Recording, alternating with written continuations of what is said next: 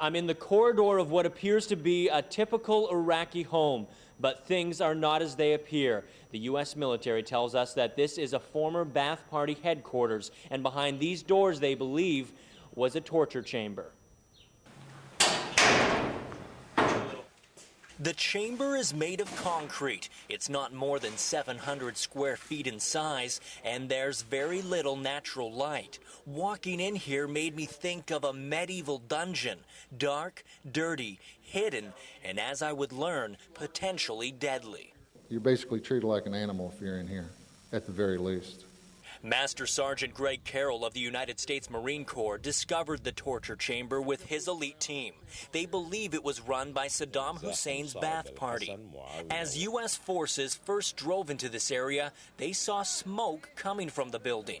Whoever owned this building or operated out of it at the time that the Marines were coming through Nasiriyah set fire to this to cover up or hide or destroy something. Folders filled with passports and other documents fueled the flames, but there's evidence whoever set the fire was trying to hide much more. We were shown 3 tiny holding cells, only 4 feet by 4 feet wide, solid steel doors built to lock away whoever was unfortunate enough to be put inside.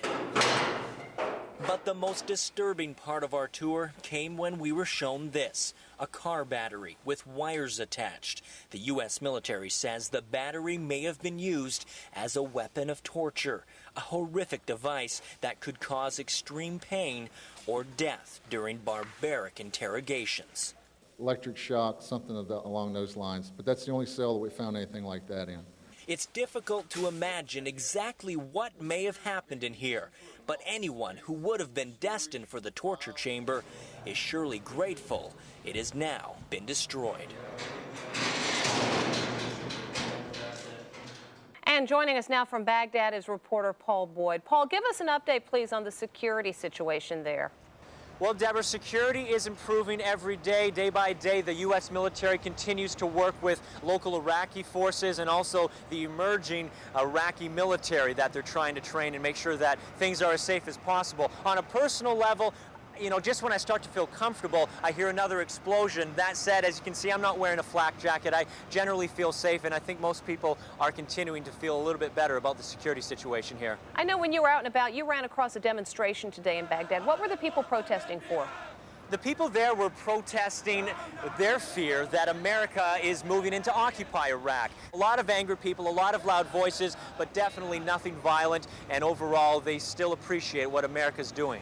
And is day-to-day business life starting to come back to some sort of normalcy?